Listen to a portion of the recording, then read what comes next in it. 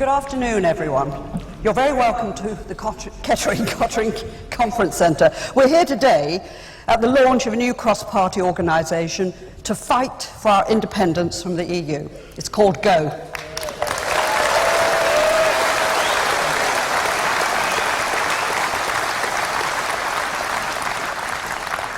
GO brings together a group of people, organisations, individuals to promote the cause of leaving the EU and bringing it back democracy to the British people.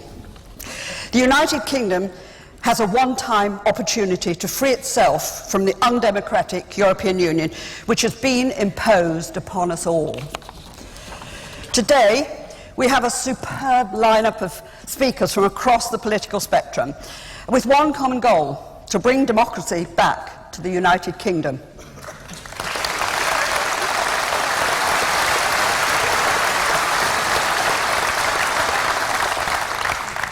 Our speakers today, as never before, will explain to everyone in this hall and online why it is essential we vote to leave the undemocratic, failed project that is known as the European Union. I'm delighted to welcome Sammy Wilson, who has flown in from Northern Ireland, be with us today. Sammy is the Democratic Unionist Party MP for East Antrim, and he will speak to us shortly. After Sammy, we have Tom Pursglove, Conservative Member of Parliament for Corby and East Northamptonshire, and Tom will explain a little more about GO and its crucial importance and give you the details about how you can get involved. Following Tom, we'll be addressed by a man who has been fighting for this referendum for more than 2 decades, and it's largely thanks to his efforts they were having this referendum at all. The leader of the United Kingdom Independence Party, Nigel Farage, MEP.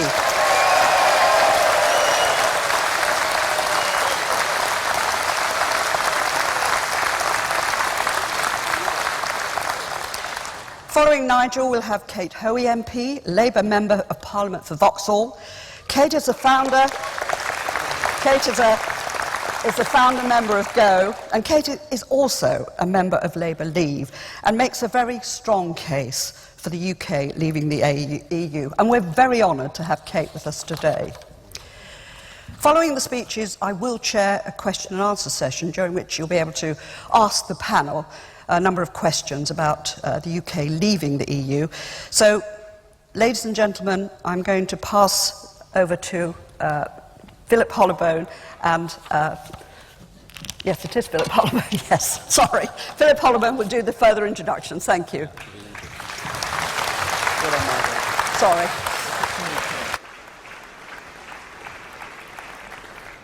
Thank you, Margot. My name is Philip Hollowbone. I have the huge privilege of being the Member of Parliament for Kettering, and therefore the double privilege of saying to each and every one of you this afternoon, welcome to Kettering. Thank you for coming.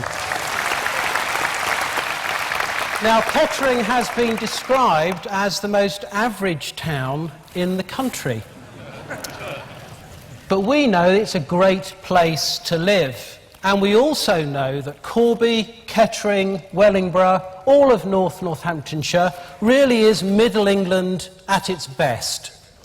And from Middle England, let's hope the voice goes out across the country that this is our one and only chance to get our country back.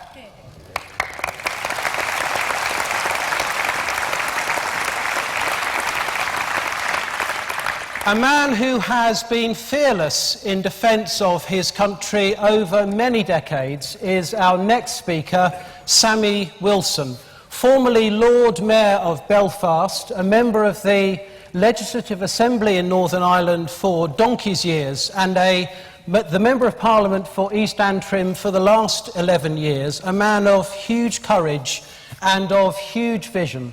Ladies and gentlemen, let's give a truly huge Middle England welcome to a man who's come all the way from Northern Ireland, Sammy Wilson.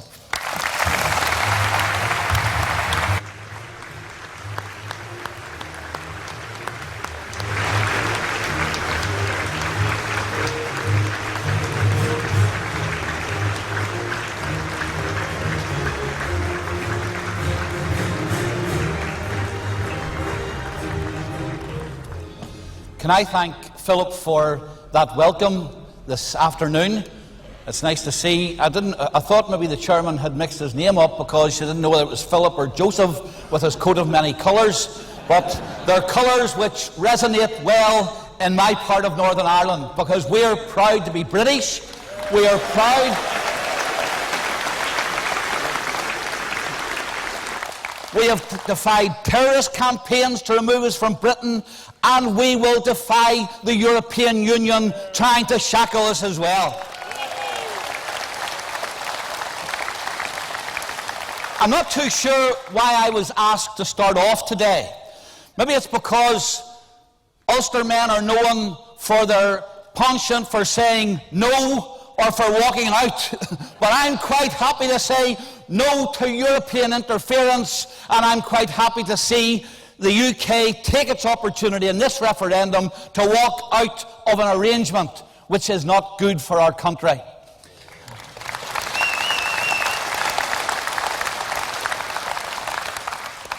I don't know if you heard the story of the investment fund manager, the actor, and the former leader of the Conservative Party. You may think it's a bad joke, but actually it's not. It's a good story. Anyone who listened to Radio 4 yesterday morning, the interviewer, almost every person they had on, they tried to draw them on the issue of the referendum. And obviously to say something bad about the UK leaving. The investment fund manager said it wouldn't matter whether we left or not. Britain was strong enough to stand alone.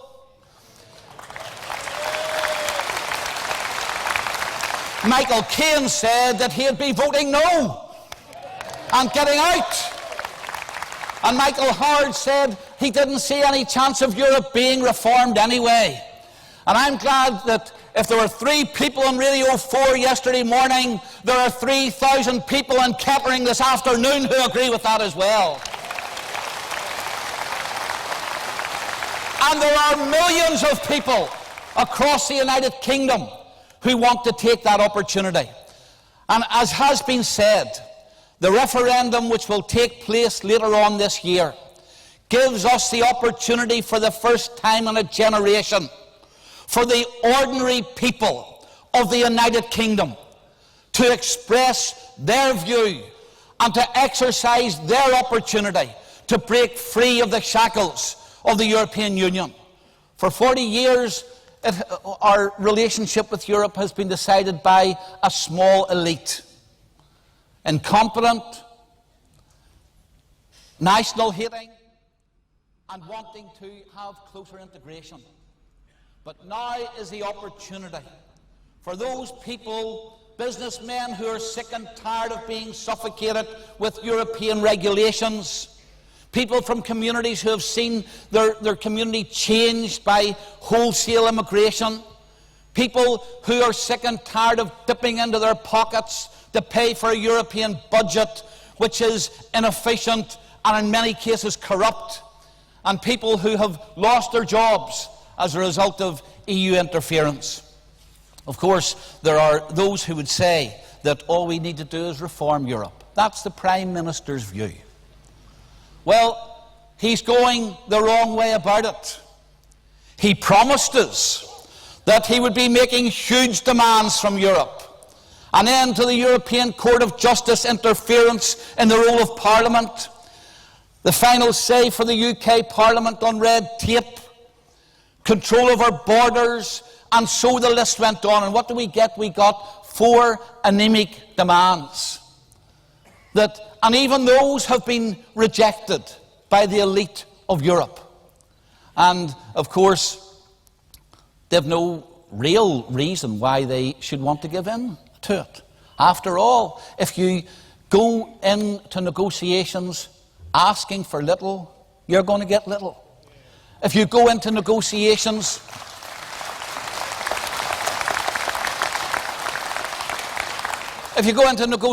saying we don't want to leave, then what sanctions do you have?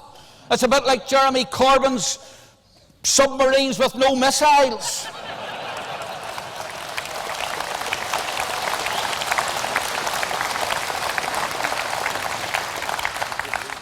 And of course, the Prime Minister knows he's not getting change.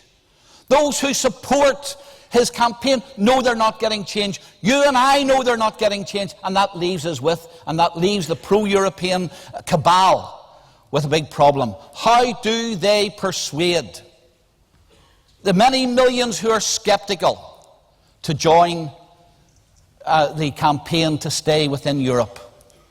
And in the absence of any good arguments, they have decided the baldrics, the pro-Brussels baldrics, have devised a cunning plan. And the cunning plan depends upon one thing: fear. Fear of change, fear of the future, fear of the consequences.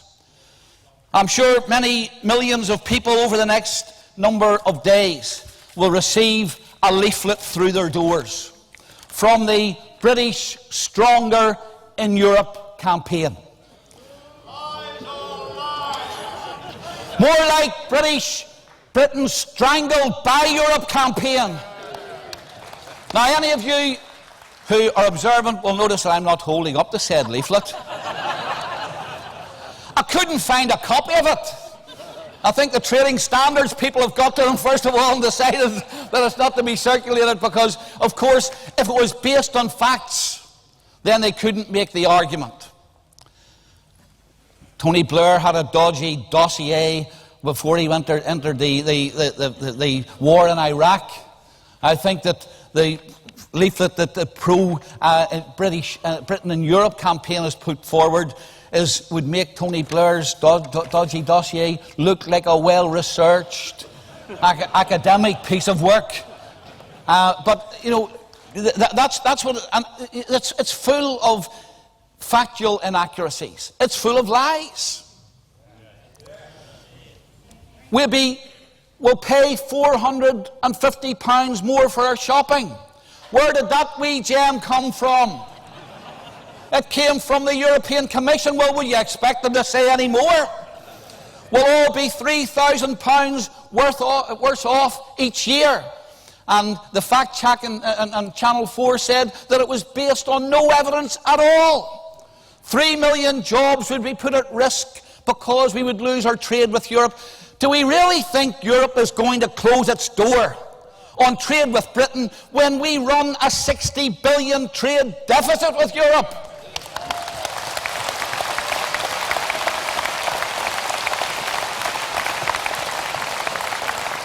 They might be incompetent, but they're not stupid. They'll be quite happy to take it. And of course, if we leave Europe, we are going to find that our security is impaired. Well, I think if we look at the number of criminals who are allowed to stay in the UK because of European court judgments, we can see how inaccurate that is.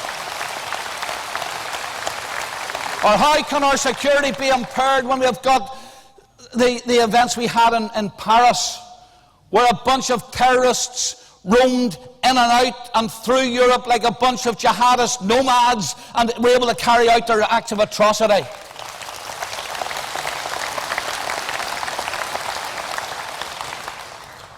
Folks, we have an opportunity to reverse the trend. And this referendum is a great leveller. It is no longer the great and the good, or the chattering classes, or the political elite, or any of those other groups who have so far dominated the debate who will be making the decision. It'll be the people of the United Kingdom.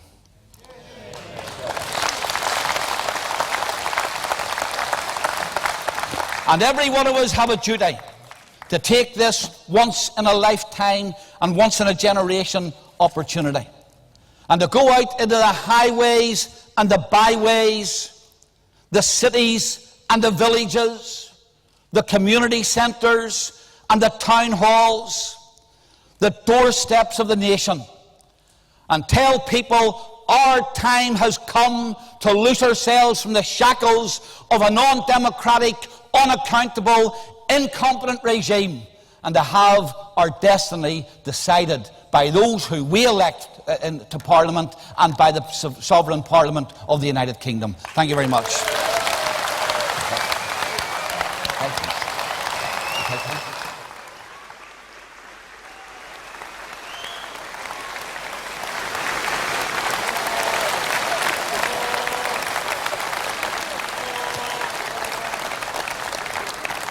Thank you so much, Sammy, and I notice you sat at the far right.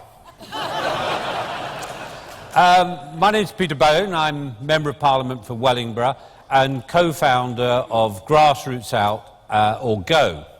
Thank you so much, everyone, for coming, and I'm sorry that the roads were so difficult, but I'm glad everyone did get in. This may not go out on the BBC because the BBC said that they were stuck in traffic. Any excuse not to put on an anti-EU message.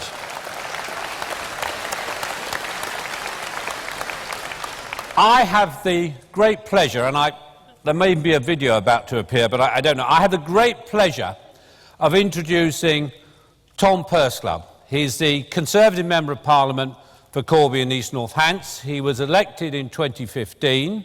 He overturned a 7,500 majority and turned it into a 2,500 Conservative majority. And he did it by campaigning for 2 years on coming out of the EU and curbing immigration. And that message really resonates in Northamptonshire.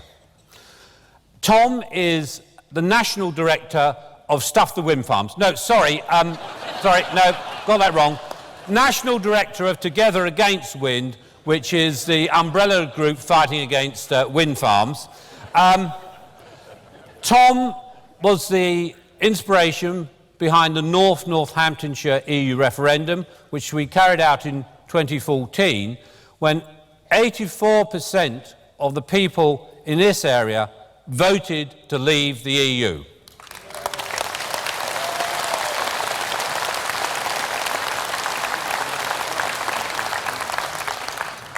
It's my great pleasure now to introduce the youngest Conservative Member of Parliament, Tom Pursglove. I've been recently campaigning a lot in East Northamptonshire with the excellent Conservative candidate for Corby, Tom Pursglove. Yeah. The number one issue on the doorstep is EU migration. But the issue of the European Union and the UK's membership of it was something that came up time and time again on the doorsteps of Corby and East Northamptonshire. One of the key reasons for that is this issue of EU finance. It's the concern that local people have about British taxpayers' money being sent over to Brussels and then how that money is spent. What local people tell me very, very clearly is that they voted for a common market and not the political superstate that we see today.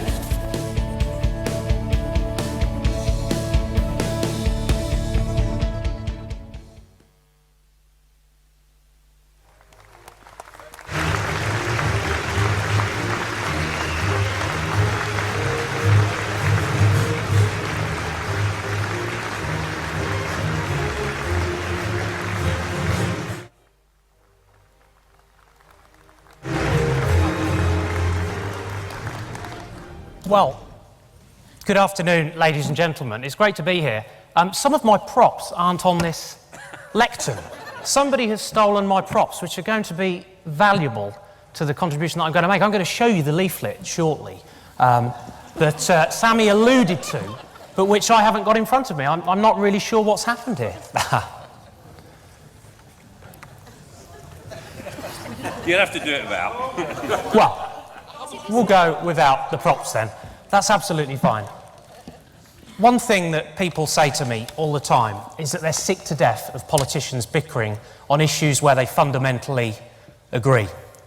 And that goes to the heart of what Grassroots Out is all about. That's exactly why Peter, Philip, I, Kate, Nigel, Sammy, we all agree on. We need to get past this bickering that we've seen in our political system over the years and that so many people feel so put off by. This is going to be a fundamentally important referendum to the future of our country. It is so, so, so important, and there are many reasons for that. Many, many good reasons why we should be leaving the European Union. And I just want to say a little bit about what Go is all about. Go is trying to get people in local communities to work together towards the end of getting us out of the European Union. And why is that so important? Because potentially we've got such a short amount of time in which to make the case. The referendum could happen as early as June. 20 weeks, just 20 weeks. I had 2 years to win in Corby and East Northamptonshire, and we need to work together and spread the message about why we should be leaving the EU superstate. And yes, people have had political differences over the years. They've had wranglings, they've had disagreements. But we need to put those things to one side and work together. So what is it? Well, what we're going to do in individual constituencies up and down the country is establish a task force. And what that task force is going to do, it's going to bring together people from different political parties. And it's also going to bring together people who are perhaps different members of different leave organisations into one structure. We're going to meet on a Saturday morning for an hour. We're going to talk about this referendum campaign. We're going to talk about the issues that matter in that referendum campaign. And then we're going to go out there, we're going to knock on doors, and we're going to go door by door and win this election vote by vote.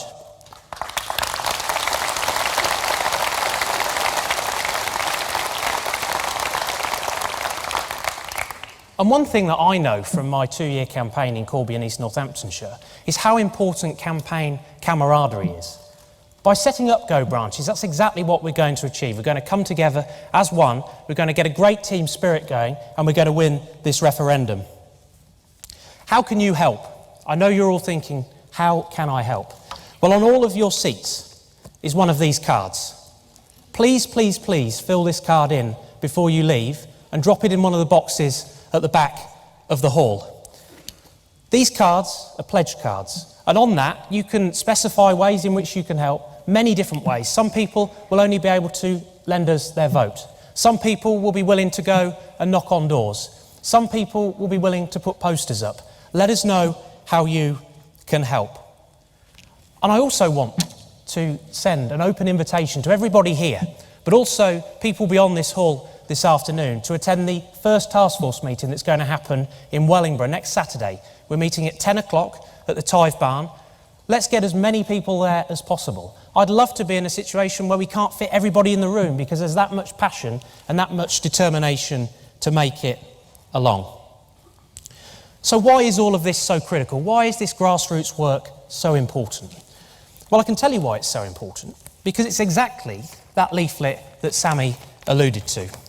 And mine hasn't been confiscated yet, I might add, although it was confiscated by one of you. I don't quite know what's going on. But it hasn't been confiscated by trading standards yet, but I'm sure they're on their way. And frankly, they'd be absolutely right to do so, because I have no beef at all with Europe. But what I do have beef with is the European Union. And we need to make that very, very clear.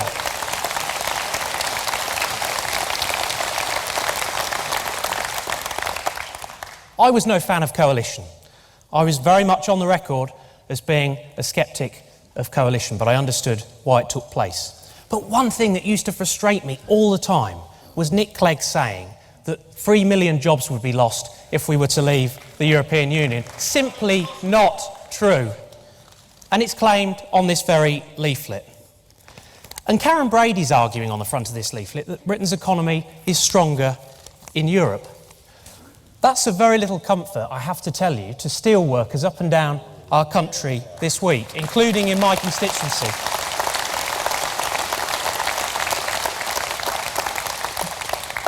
Simply put, the European Commission is not doing everything that it could be in order to tackle unfair, uncompetitive Chinese dumping of steel on the European market. It's unacceptable, it's got to stop. And we also need to get away from these dreadful state aid regulations that are making it more difficult for our industries, and particularly our steel industry, to compete. So, whilst I respect Karen, I have an enormous amount of respect for Karen, and I have to say I'm probably a fan of The Apprentice too. But my message to her is simple. She should be telling the European elite, "You're fired."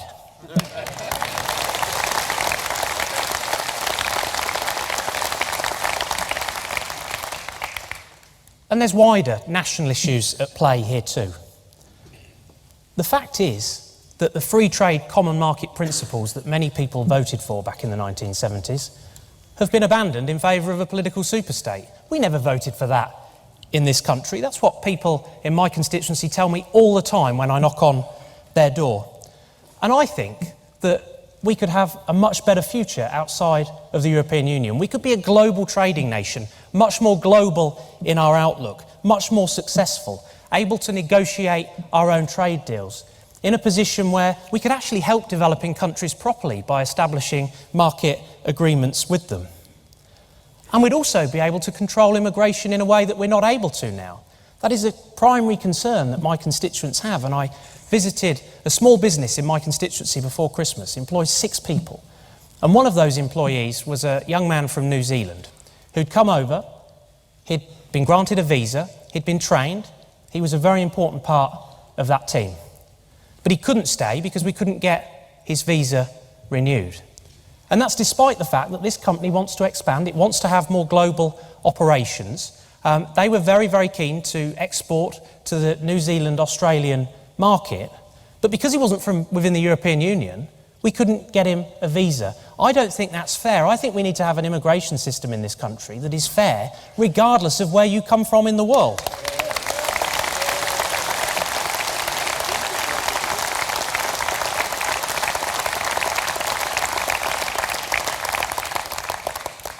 Let me tell you, it's an enormous honour and a privilege to be a Member of Parliament.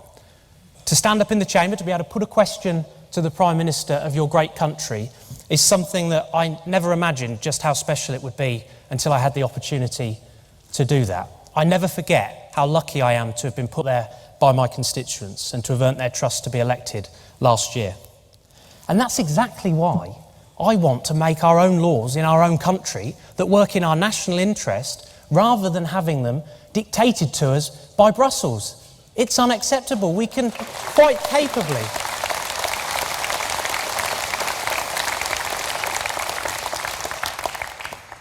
capably make our own laws that work in our national interest. I have to say, it was quite intimidating to follow the wisdom of Sammy Wilson in appearing on this platform afterwards and to appear before the fireworks of Farage. I was conscious that I had the slightly dry bit in presenting what Go is all about. But one thing I know is this, that we will win this referendum.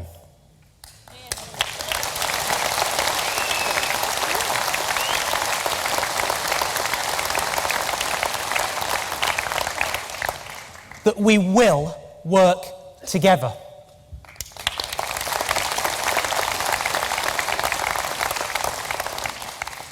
And we will take our great country out of the European Union.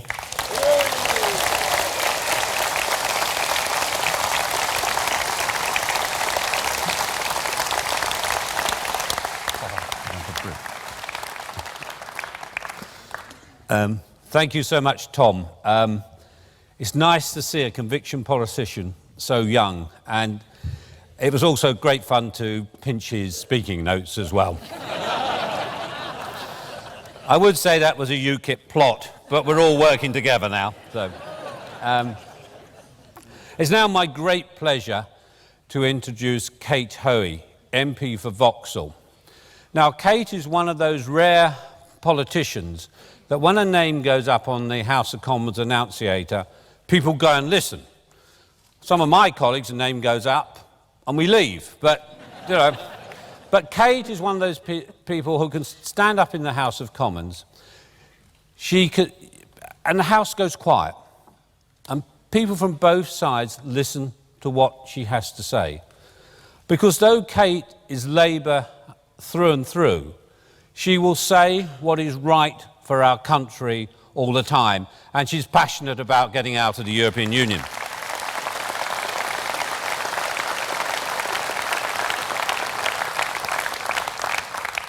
Kate is co-founder of Labour Leave, which is the most amazing organisation which is battling up and down the country to get Labour supporters to turn out and vote in the referendum. And ladies and gentlemen, we cannot win this referendum without those supporters. And thank you so much to Labour Leave for what they're doing.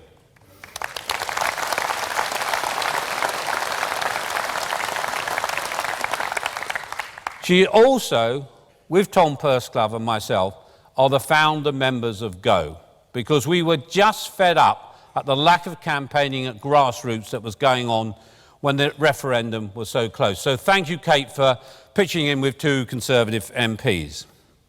And finally, I just want to say that 27 years Kate has been in Parliament, which means she was first elected to Parliament when Tom was born. Ladies and gentlemen, Kate Hoey. My point is that there is a very left-wing argument about why we should leave the EU. The idea that it's the European Union that has brought us all these social benefits and trade union rights, when we have seen recently what is happening in terms of Greece and the way that workers have been totally unprotected there. I do wish the people who want to stay would stop talking about Europe. Europe is a much bigger area. I love Europe. We're not anti-Europe. We're anti the European Union. We have huge support out there amongst Labour Party members at the Grassroots and Labour supporters. This referendum will not be won to leave the EU by MPs. It's going to be the public who decide, and the last thing they want at the moment is these stitch-ups between politicians cosy at Westminster. Out in the country, the mood is very, very different.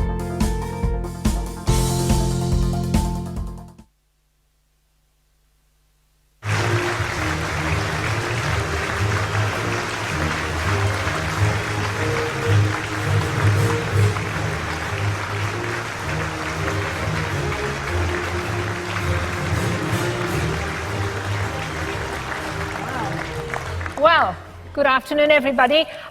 Peter told me, I said to Peter, you've put me between 2 of the great orators in Sammy and Nigel. And he said, no, we put the Labour rose between the 2 thorns. So I'm genuinely delighted to be here today and have played my small part in setting up Go, and I want to congratulate Peter and Tom, who have done such a great job on this. Grassroots Out is really, really important. And today, this amazing gathering is the launch of Go, which we know will spread right across the country, because we have the most important vote coming up sometime in the next year or so, and that is to take our country back, as many people say, and to give us the opportunity, because the European Union Commission and the European Union bureaucrats wants to silence us. We're not going to be silenced. We're here and we're out there.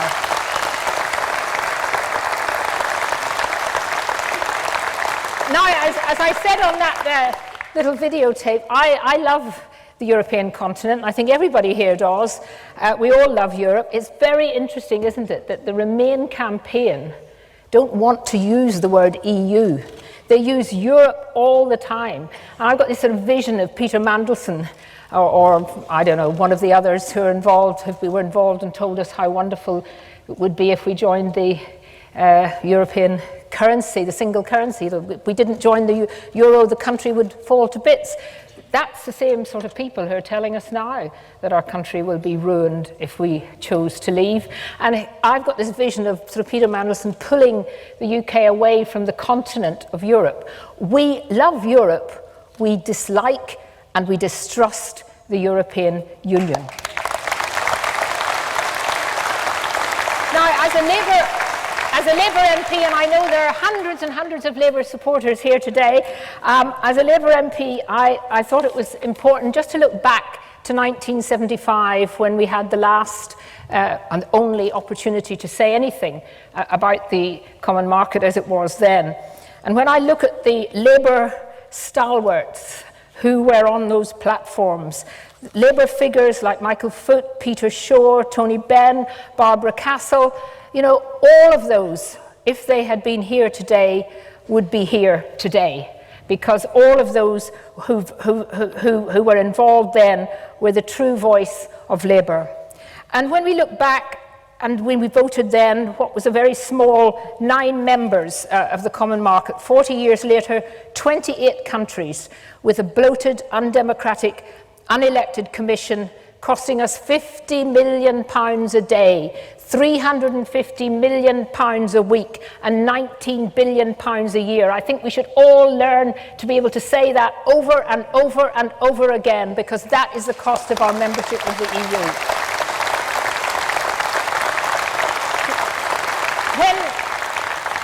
When we joined, the 9 members had 36% of the world's economy.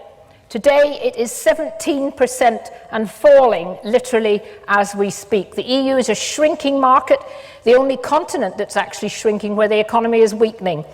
And in just one more set of figures, which I think are really important, in 2006, the European Union took 64% of UK exports. In 2014, it took 43% of our exports, shrinking as we speak. So who can say that by 2025 are we really saying that it's crucial for our exports? Our trade with the EU peaked in the early 90s, and now we have to look beyond that tiny protectionist bloc to the expanding, growing countries of Asia and South America. And crucially for me, build again those links with the Commonwealth, those countries.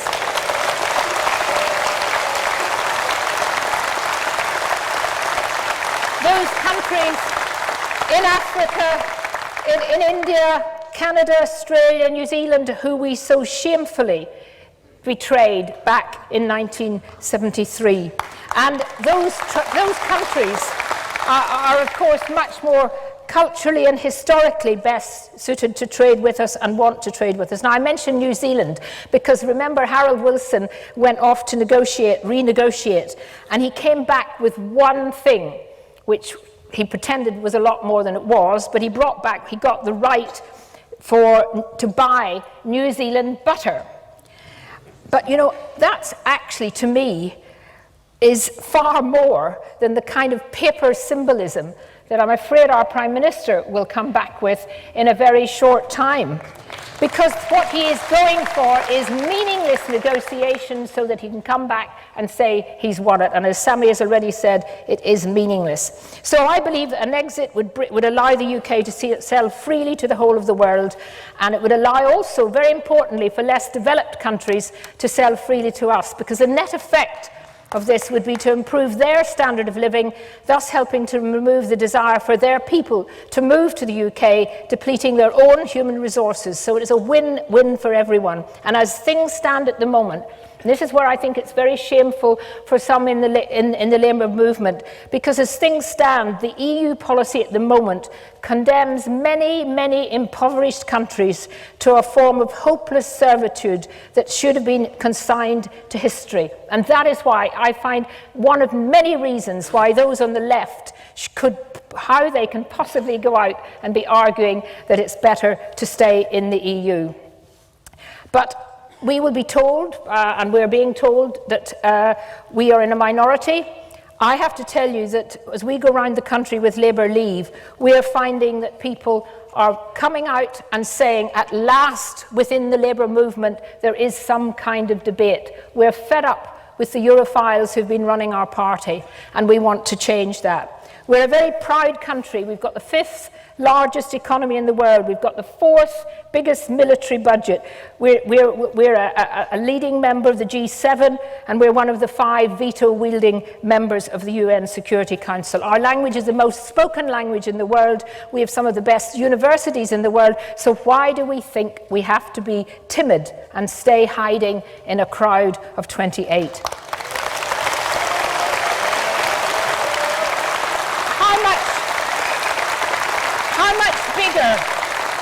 How much bigger do we have to be before we realise that we don't have to invite the unelected EU commissioners to run our affairs and tell us how to spend our money? I often look at some of the things, I didn't agree with him on everything, but some of the things that Tony Benn said. And one of the things that struck me very much was when he said, as you know, he was always opposed to the European Union, and I'm sure if he was around today, he would be here as well. He said, when you're looking at any institution, and particularly the European Union, you ask, what power have you got? Where did you get it from? In whose interests do you exercise it? To whom are you accountable? And how can we get rid of you? And if you can't get rid of the people who are governing you, you do not live in a democratic system. And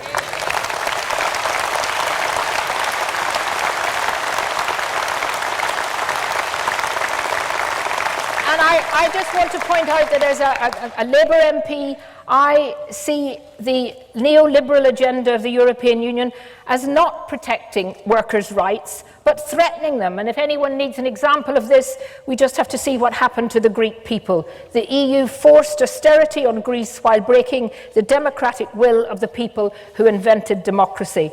So not only has social Europe, once so beloved by many of the trade unions, it's been shown to be anti-social Europe by attacking the trade union rights across the member states, stopping collective bargaining, and it's the EU rules that are pushing privatising of ferry services in Scotland and pushing privatisation of state railways. The casualisation of labour is something that is coming about directly as a responsibility of the European Union. And TTIP, the Transatlantic Trade Partnership, we know is a way of the multinational corporations actually taking more control. And for anyone in Labour who is opposed to TTIP, and the trade unions who are opposed to TTIP, how they cannot see that opposing TTIP, there is a natural extension to opposing the EU, and that's the message that Labour Leave will be getting across to our members. The EU is a chain holding back all its member countries. Only the people can break that change, and that's where you are so important. Every single one of you has something to do over the next few months. It's no good just talking to ourselves. It's not enough just to be able to vote on that day. There are other things that you can do. And as I said, there's no point in just talking to us, all of us who are already convinced, and there's no point arguing anywhere about which is the best of the Leave campaigns. We all want to come out, and that's what Go is about, bringing everyone together to get that message out to the country. So, I'm conscious of my 10 minutes. So we have to be prepared to go out and argue our case. Every day we should wake up, every one of us, and say, what can I do today that would help convince someone else that they should be voting to leave when the referendum comes? We have to be prepared to put aside egos, put aside personalities, put aside things like who said what, when, and why.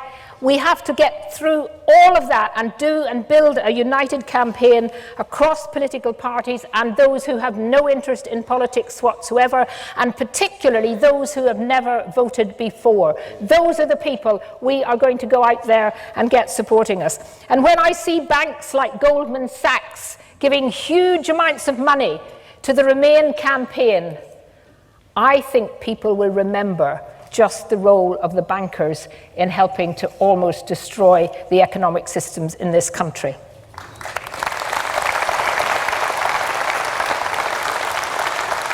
We will have the whole establishment against us. We will have a cosy establishment of political parties against us.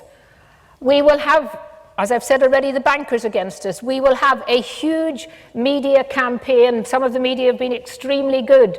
We still have a problem, I think, with the BBC. It's not just that they can't get here in time, but we are going to have to watch that and make sure that the campaign is allowed to be run in a way that is free and fair. We want a free and fair referendum. We don't want the establishment to belittle us and tell us that the United Kingdom is a weak country. We are a great country with the passion and energy to maintain our greatness, and we mustn't be frightened or conned into believing otherwise. We who believe in leaving the EU are not little Englanders. I'm certainly not. I'm a little Northern Irelander and delighted that we're going to have the European Football Championships with Northern Ireland, Wales and England all there in June, which I think is another reason he's not going to be able to have the referendum in June. But we are people who recognise that the future for the UK lies not in gazing ever inwards at the old European continent, but out into the wider world. So this is an issue far bigger than party politics. That's why I'm here today. It transcends the old left-right divide. If you want a United Kingdom that controls its own borders, makes its own laws, and is free to negotiate our trade deals to join, then you need to be out there to get the UK out of the EU. We have never been listened to before. We have never been asked. Now we're being asked. Let's sure we get that right result come the referendum. Thank you very much.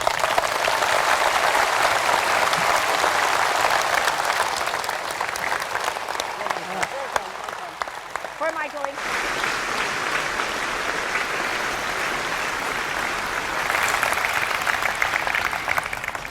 Thank you very much indeed, Kate, and thank you for coming all the way from Northern Ireland to this national launch.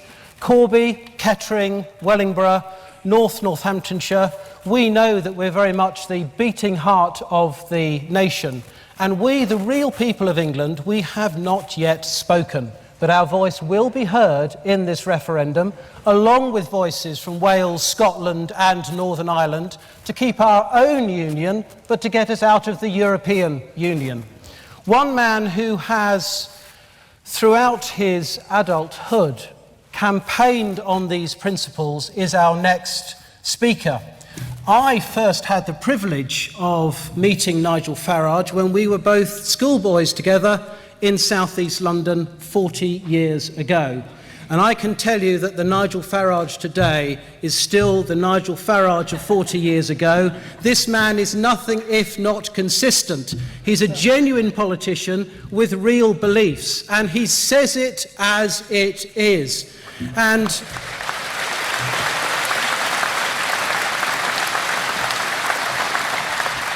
whether you're Labour, whether you're Conservative, Liberal Democrat, DUP, it doesn't matter what your political affiliation is, or if you don't have any political affiliation, all of us want politicians to say it as it is, for them to be truthful when they speak to people, to listen to what people's concerns are.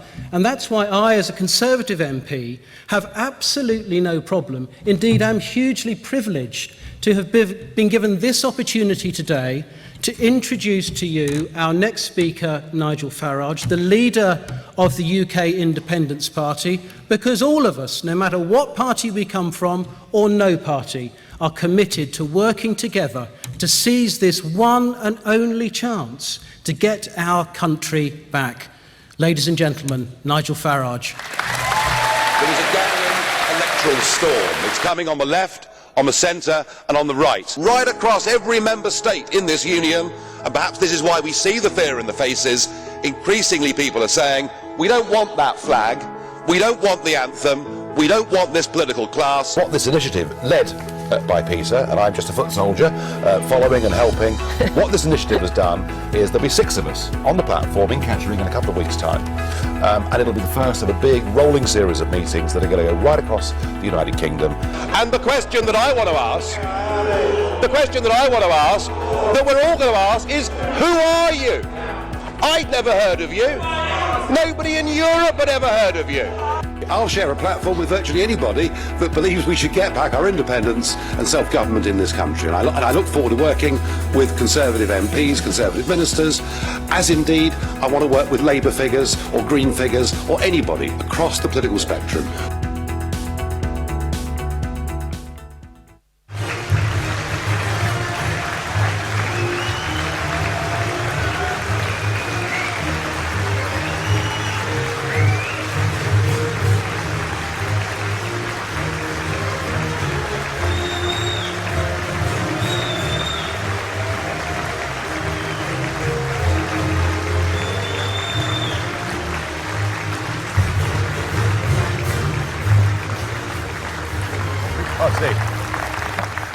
Well, thank you very much indeed. What a kind introduction from my old mate Philip Hollowbone. He's right.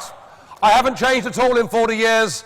I was impossible then, and I'm implacable now, because I have spent 20 years of my life fighting and campaigning, standing in election after election, some with success, many with failure, but I've done it because I believed that this transfer of powers from our country, from our Parliament, from our courts to these EU institutions is not what my mother and father voted for back in 1975. Not at all. And it is not a question that I have ever been asked. And I believe we should make our own laws in our own country. I believe we should control our own borders. I believe our courts are the ones that should be supreme. And I believe that the best people to govern Britain are the British people themselves. So after 20 years of doing this, and at times being really pretty worried that I might finish up as the patron saint of lost causes, and it's been a pretty lonely old game, I can't tell you how long I've waited for this day. This means more to me than anything I've done in my political career. To be on this platform,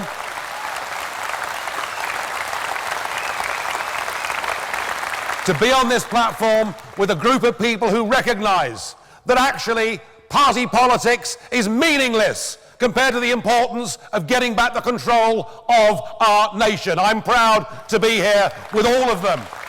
To be here with a group of people who are putting country before party, a group of people who are putting conscience before career, to be here with a group of people at the start of what is going to be a massive public campaign that we're going to roll out across this country, and a group of people who recognise that this is so important that it's not about left or right, but it's about right or wrong. And we know what's right, and we must win this referendum. Now, we do, of course, have a fairly considerable enemy, by which I don't mean Brussels. I don't even mean Mr. Van Rompuy, although it's fair to say that I'm not on his Christmas card list.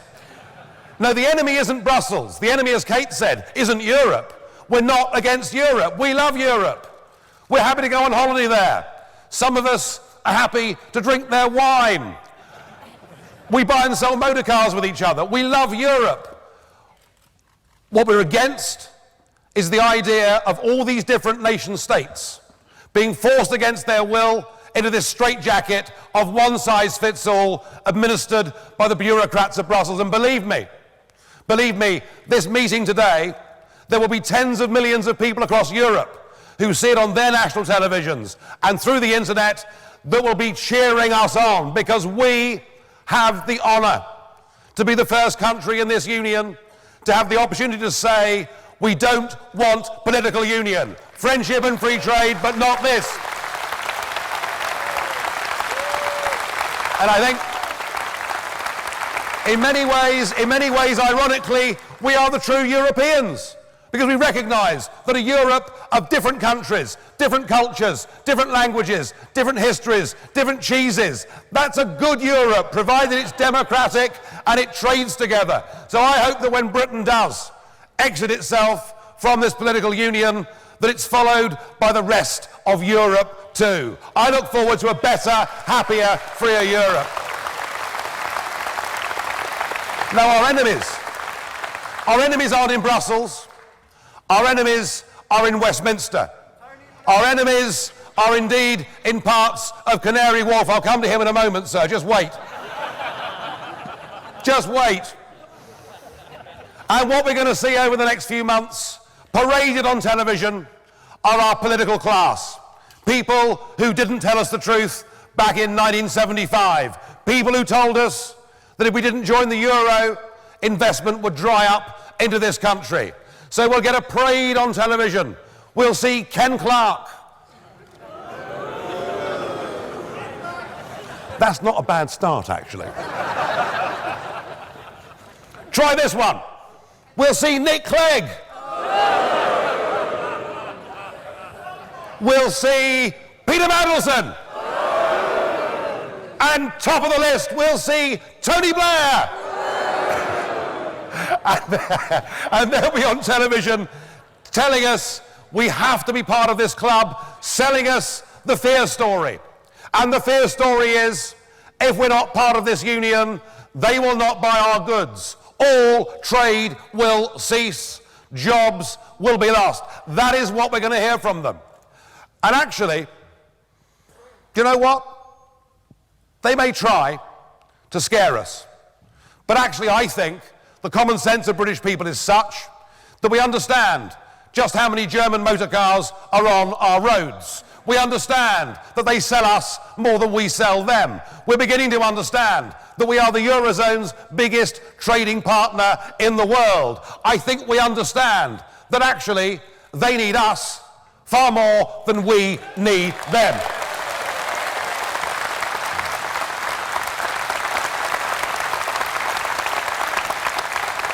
Our campaign needs to be a positive one. Our campaign needs to be on the basis that actually the reason they've given all this power away, and I saw this face to face when I debated with Nick Clegg in 2014, and we were talking about trade, and Nick said we have to be part of this big EU club to negotiate trade deals. Britain on its own simply isn't big enough. And I responded by saying that Iceland, with a population of 320,000 people, had just signed a trade deal with China. I was damn certain if Iceland was big enough, then the United Kingdom was big enough to negotiate its own trade deals. But actually, I realised at that moment something that I perhaps hadn't seen as fully and as clearly before. And we'll see it on those TV sets when we see Clark and Clegg and Mandelson and Blair, and we'll hear it from the Prime Minister. What they mean, ladies and gentlemen, isn't that we're not big enough. They don't think we're good enough to run our own country. What, do you think we're good enough to run our own country? Well, I think we're good enough to run our own country, because I believe in Britain.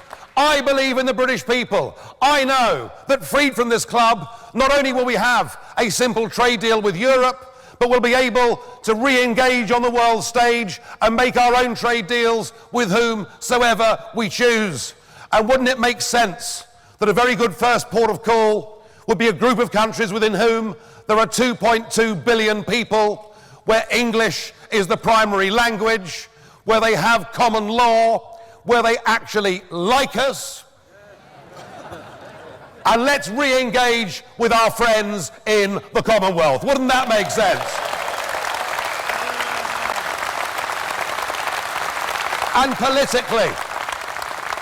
politically, we'll be better off out, because think of this. Every single European law that is made, and anybody in this room who's part of the 5 million small businessmen and businesswomen will know what I'm talking about. It's not that every single law that Brussels makes is balmy. Some of them are probably quite sensible. But whether they're good pieces of law or whether they're bad pieces of law, there is nothing the British government, there is nothing our 651 MPs, there is nothing all of you can do to change a single piece of European legislation, because the sole right to propose law and the sole right to repeal law rests with the unelected European Commission. You cannot be an independent, self-governing nation and a member of this European Union, and I'm sorry, but I believe that those that went before us, and twice in the 20th century, risked or sacrificed everything they had. They did it so that we could be a free, independent democracy, and I want that back.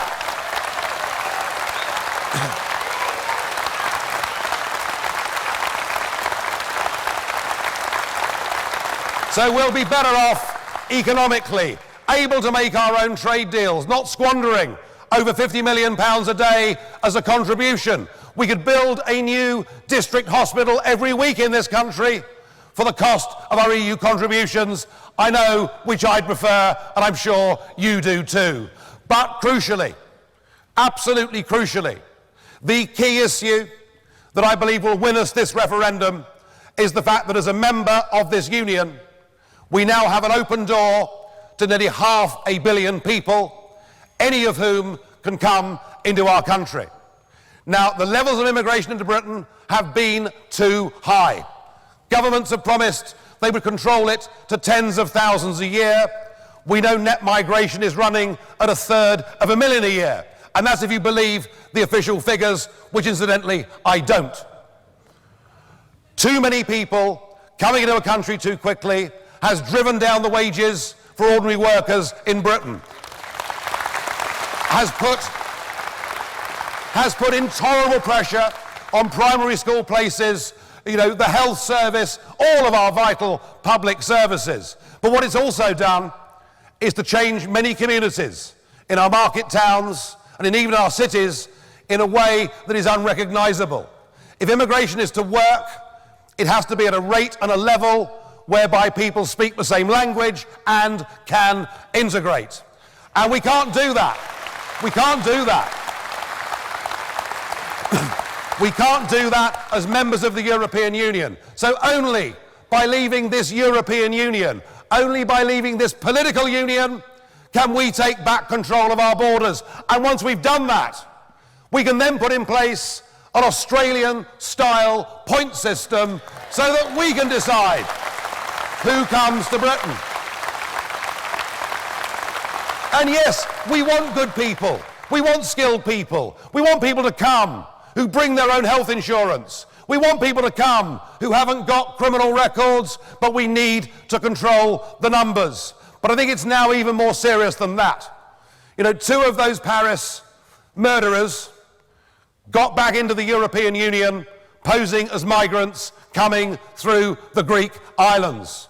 The best way to ensure ourselves against future terrorism is to take back control of our borders.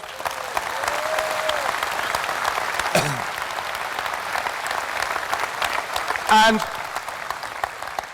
I don't know about you, but I think what we saw happening on New Year's Eve in Cologne was genuinely shocking. Now, there's no room for complacency here. We know that in this country, dreadful things have taken place in towns like Rotherham. But perhaps to see what was happening with 1,000 young men in public sexually molesting women in the street, I think was a very great shock.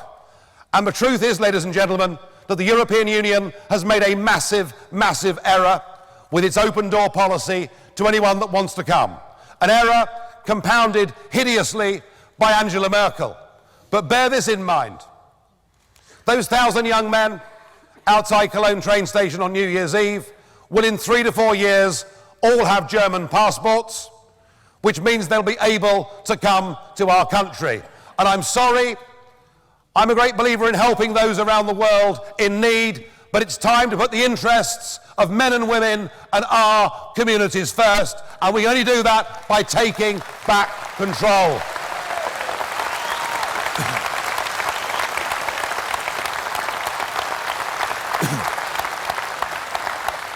This is a once-in-a-lifetime opportunity. Against us, there'll be Goldman Sachs. Against us, there'll be most of our political class and sections of the media. But I don't really care how many big banks and big politicians are against us, because this campaign, it's perfectly clear, it is people against the politicians. It is the people of this country that need to rise up. It is the people of this country. It is the people of this country that need to take back that's given away. Our politicians never had the authority to give away this amount of power. Our politicians have handed us over to an organisation with a flag and an anthem and a police force and an organisation that intends to build its own army. Our politicians have literally given away our country, and I want my country back. In fact, I'd say, can I speak for you? Can I speak for you? And can I say, we want our country back? Why don't you say it with me? We want our country back. One more time. We want our country back. Thank you. I'll introduce Liam, yeah? All right. Wonderful, wonderful stuff. I'll introduce Liam. Thank you. Thank you. Thank you. Thank you. Thank you. Well, thank you for that, and thank you for struggling through the traffic to get here. They say the public meeting is dead. I think today proves quite the reverse of that. Now, all the speakers that were advertised have turned up and spoken. But I might just have one more speaker for you. One little surprise up our sleeve. Are you ready to welcome another guest? Yes. Well, I'm pleased because we've got a big hitter about to come on the platform. We've got a man coming on the platform, a former chairman of the Conservative Party, a former contender for the Conservative Party leadership, a former Defence Secretary, and I think one of the most important people in the whole of this referendum campaign. Can you please give a huge welcome to Liam Fox?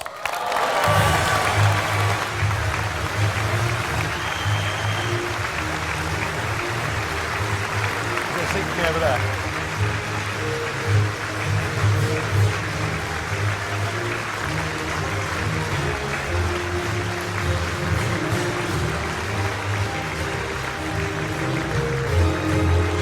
The more programmes come through. That's great stuff. Well, good afternoon, and I'm sorry to detain you further.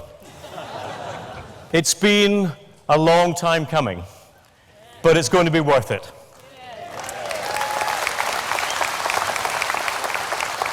It is wonderful for me to be here with so many of the colleagues that I admire so much.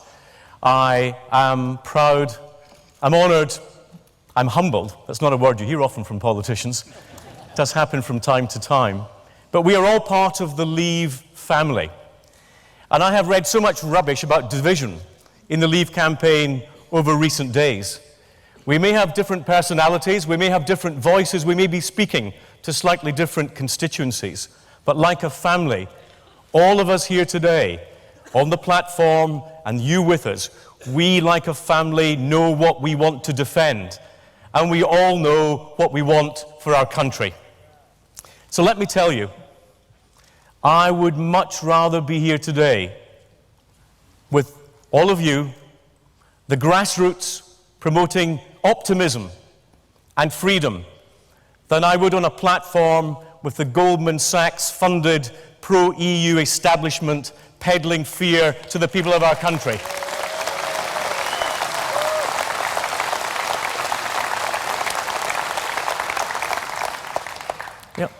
For all the time that I've been in the House of Commons, which is almost a quarter of a century now, yes, you are very kind, thank you. I was very young. All the time I've been in the House of Commons, I've been listening to the same refrain. Never mind, Liam, Europe is coming our way. You don't have to worry about it. It is the greatest lie in our politics. The European Union is not coming our way. For all the noises that are being made on the other side of the channel at the moment during the Prime Minister's renegotiation, they still have ever closer union as a religion. That is exactly where they intend to go, irrespective of what they tell us during this referendum.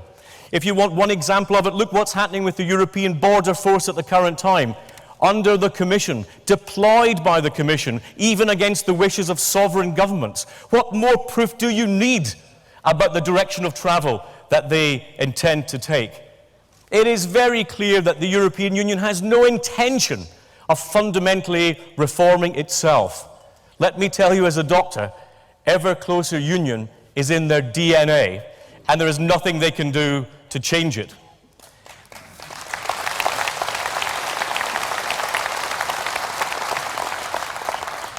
And the very best that the Prime Minister can get in this renegotiation is better membership of the wrong club. It is not worthless, but it is not a reason to stay in the European Union. What do I want? Well, I think it's probably what you want. It's the ability of our friends and partners and cousins in the United States and Canada and Australia and beyond to be able to make their own laws, to control their own borders, to set their own destiny. Because I tell you, if you cannot make your own laws, if you cannot control your own borders, you are not an independent, sovereign nation. And I want to live in an independent, sovereign nation.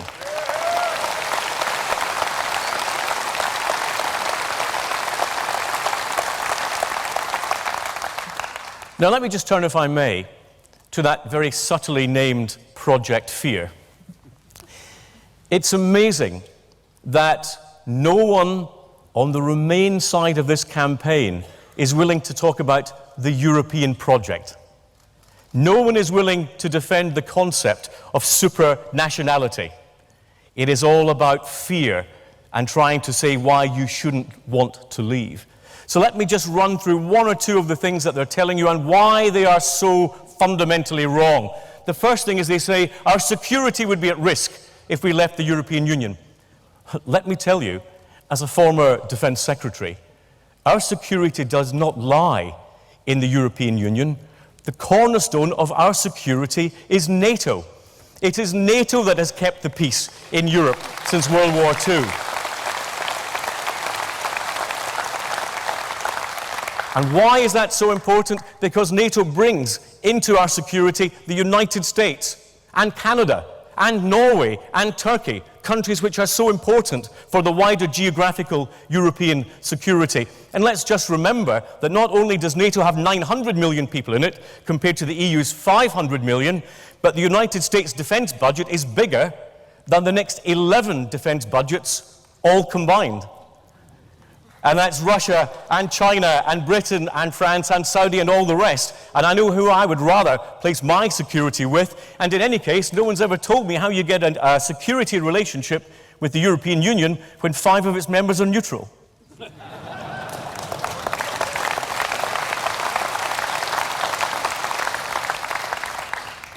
No, the EU is not the cornerstone of our security. But I can tell you where insecurity may come from in the European Union.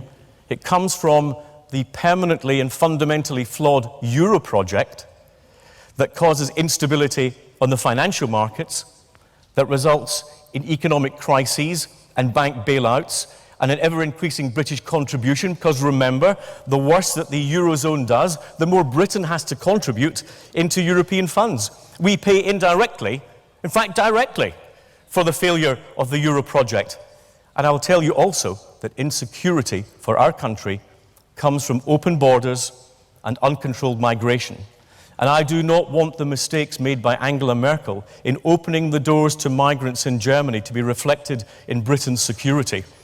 Because Germany has discovered in Cologne and in other places exactly what it can mean when you do not know who you have allowed into your country.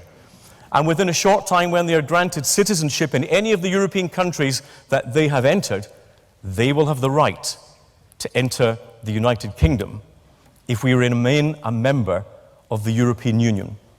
That, for me, is the real security issue at risk in this referendum.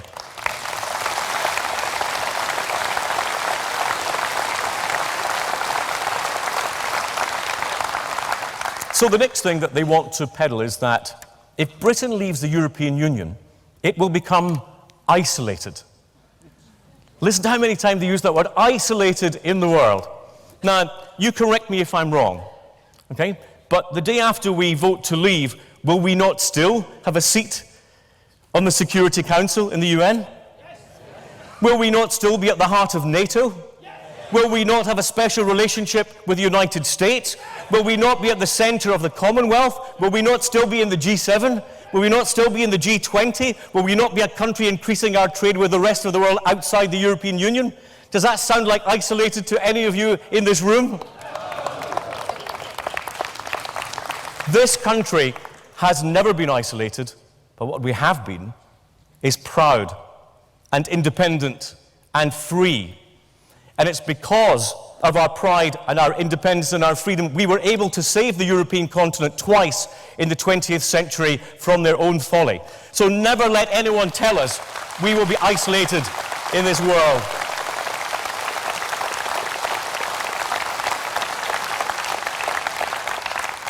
And the third of the worst of the many fables that they're pushing in this referendum is in relation to the Union.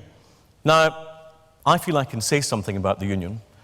As a Scotsman with an Irish name and an English constituency that overlooks Wales, I feel I've got some credentials on this. But it does worry me when I hear people who I have respected for a long time say that we must remain in the European Union or the United Kingdom will break apart. In other words, what they're saying is we must take whatever the European Union tells us we must take, or the SNP will have a referendum all over again. It is utterly disingenuous to pretend that the Union is safe simply because we remain in the European Union. Every one of us here knows that the SNP will try to have another referendum on independence at the first possible opportunity. And if we remain, what we can end up is the worst of both worlds. And that is what we must make sure we do not get. Ladies and gentlemen, people from all walks of life in our country want now to reclaim their birthright, to govern their own country, to make their own laws, to determine their own destiny. I didn't give up my job as a family doctor to go to Westminster to see it play second fiddle to Brussels and the European Court. When I gave up my medical career, I didn't expect to see a British Prime Minister have to take the political begging bowl round the capitals of Europe just to change our own benefit laws in our own country. It makes me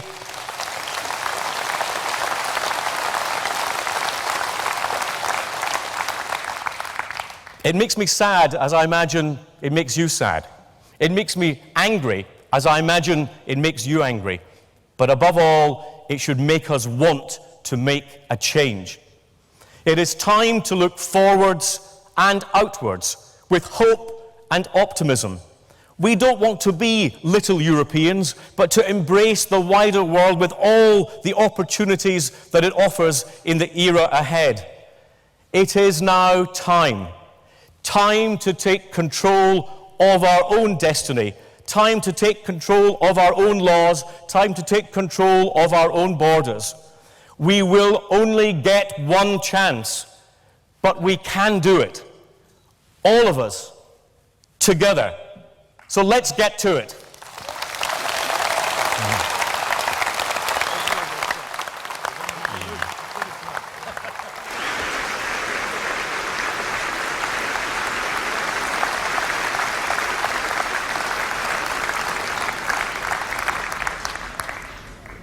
Ladies and gentlemen, we have some questions that have been submitted, so I'm going to pose them to members of the panel. The first question I'm going to direct to Kate. Kate, why do you think people in the Labour movement especially keep supporting EU membership? Kate. I think it's very important that we actually look at what the reality is. And the reality is that those at the top of the Labour Party for many years, since the end of the kind of Kinnock era and into then the Tony Blair era, were very, very pro-EU. And to be honest, in the last 15 years, 20 years, there's been no debate within our party at all about what is good or bad or what should be changed. One of the things in the EU, one of the things that really upset those of us in the Labour Leave campaign, which is co-chaired by Kelvin Hopkins, the Luton MP, and Graham Stringer, who former leader of Manchester City Council, and a number of other MPs, but is that Labour didn't even want to discuss what we wanted to reform. They just kept saying, oh, we must stay in, we need reform, but never said what they wanted to reform, and then when pushed would say, well, we want to stay in whatever happens, we need to stay in.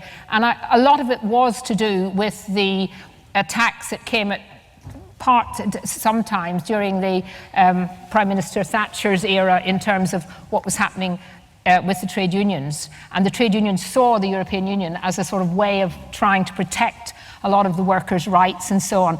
That has changed so much, and there is a fundamental shift coming within the grassroots of our party and within Labour supporters, but it's not there at the top. And one of the saddest things, and I know this is a very small room and we can, everything you say here is private. One of the things that has been quite sad to those of us, particularly someone like Kelvin Hopkins, who actually nominated Jeremy Corbyn, is that Jeremy was always in the lobby. Both Jeremy Corbyn and John McDonnell were always in the small number of Labour MPs who over the years fought for a referendum and voted against the various treaties. So I'm still a little bit hopeful that some of the leadership, the top leadership of the party, will change its attitude. We certainly want to have the same situation as the Conservatives in terms of free votes for shadow cabinet members. And I just think, I would say that, watch this space. I think you'll see quite a shift happening within the Labour Party and certainly at the grassroots.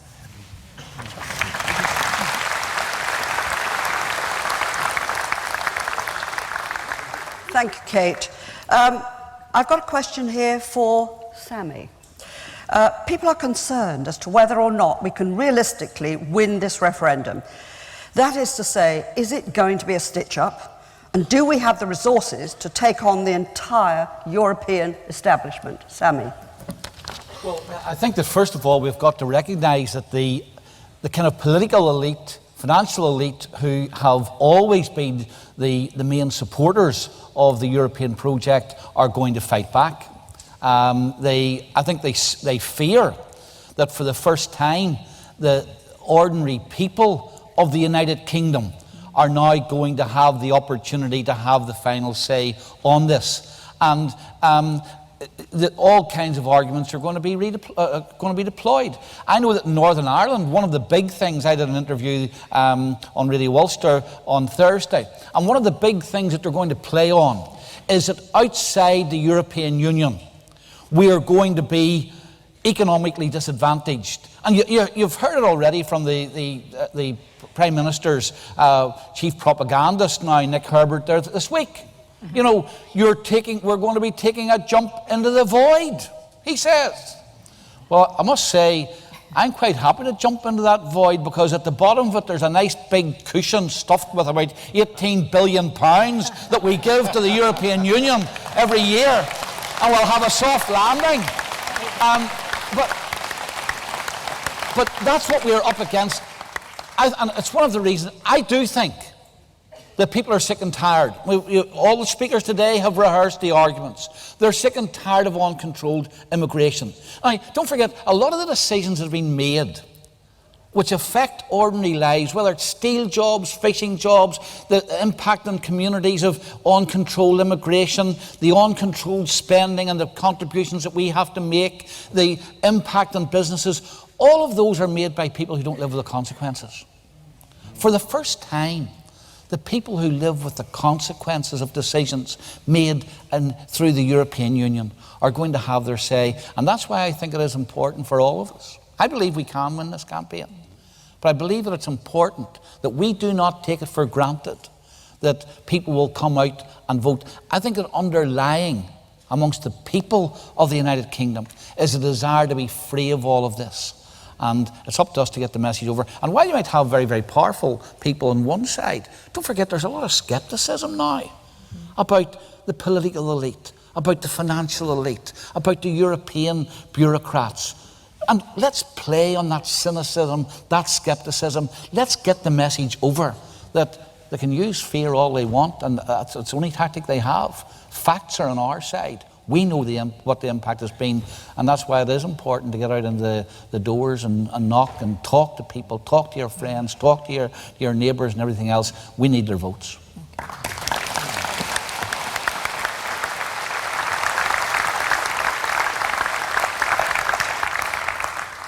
Thank you, Sammy. I've got a question here for Peter. Peter, the media is going to continue to try to fracture the Out campaign. It's obvious from now how they're reporting on us. What can be done to counter this narrative? Well, thank you, Margot. And that's a really difficult question. I assume that was submitted by Mrs. Bone. The truth of the matter is we're going to win this campaign at grassroots level through the media. It's not going to be what's reported nationally. It's going to be what's reported in the Northampton Telegraph, the Herald and Post, or on radio, Connect FM or Heart, or on the local, regional TV stations. That's where people get actually most of their news. And they want to know how the European Union affects them locally and what the benefits of coming out are to them locally. And we will win it vote by vote across each constituency in this land, and we will not worry what is being said in the Westminster bubble.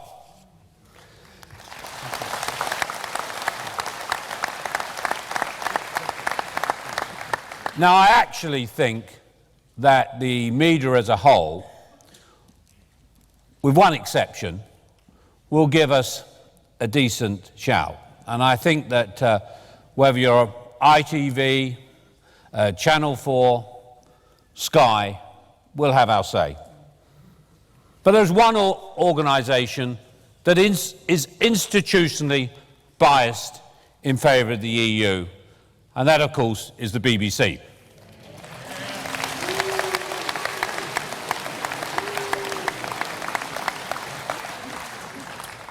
And we just have to accept that fact. It'll be very interesting when we see the news reports tonight of this meeting, what the BBC are saying about it.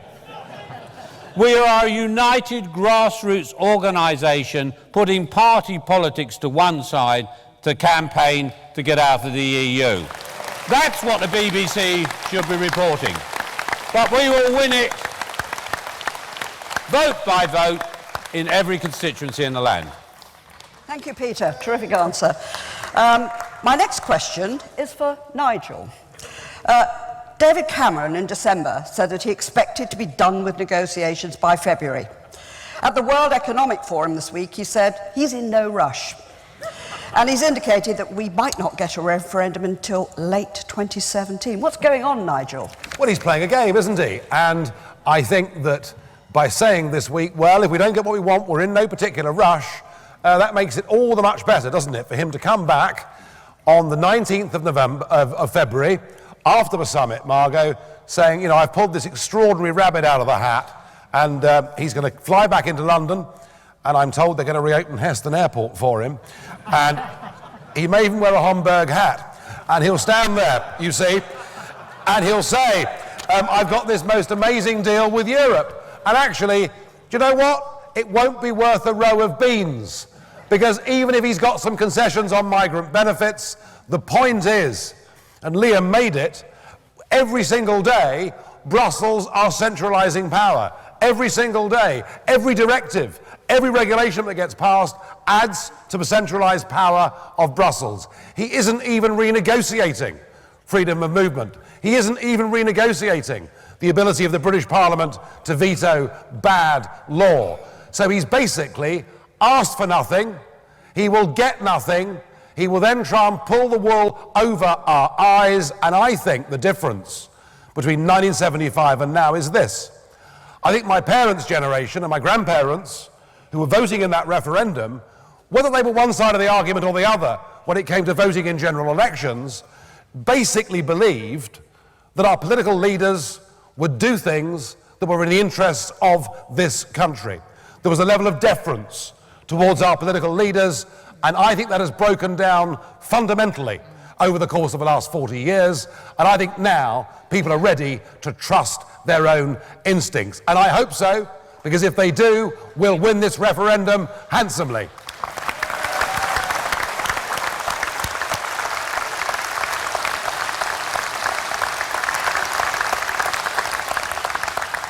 Thank you, Nigel.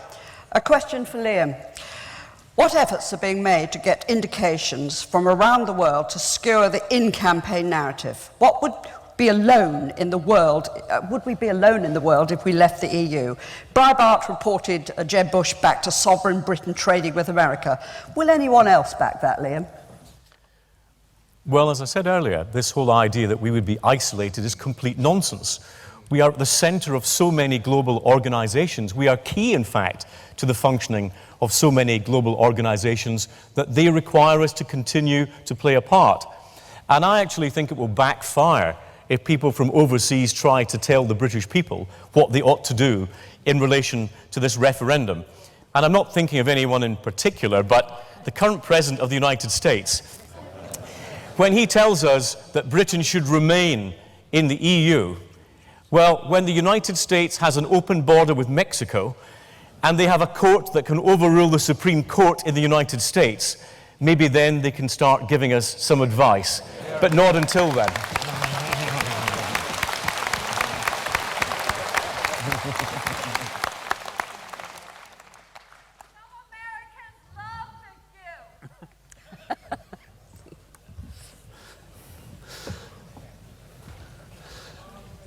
Ladies and gentlemen, I'm sorry that we've overrun, but before we finish, we've got a couple of things to do. I need to thank some people here. We've got some, well, there are 41 Leave organisations campaigning to come out of the EU, and I thank them all. But we've got some of their representatives here today. We've got Rory from the Freedom Association and Better Off Out, which have worked for so many years to get us out of the EU. We've got representatives from the Campaign for an Independent Britain, who are doing exactly what they say they're doing, a campaign for an independent Britain, and thank them. Somewhere hiding in the audience is Brendan from Labour Leave, and we really appreciate what you're doing. Also hiding somewhere, because he's a very shy person, is Aaron Banks from Leave.eu, and I'm very, very grateful for the help of all of those, especially Aaron in this event today. Thank you so much. I'm going to hand over to Philip, because we've got one more thing that we want everyone to do. Philip.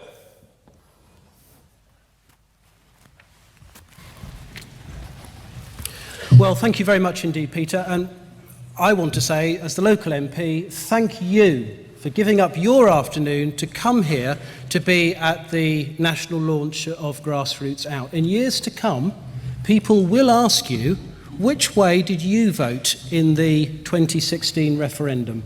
And you can say, very proudly, with a warm glow in your heart, I voted to leave, and I was at the national launch of the campaign to get us out of the European Union in Kettering.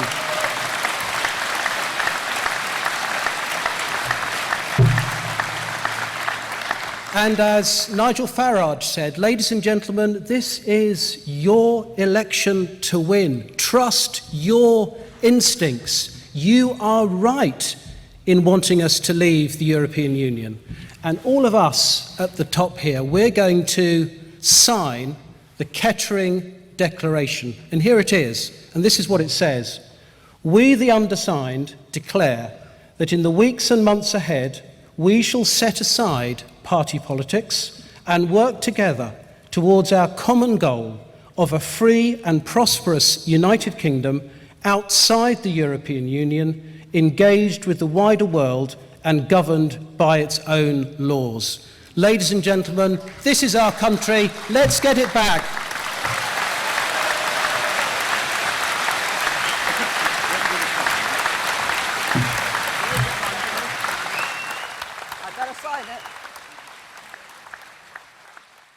You didn't frankly have the balls to put country before party.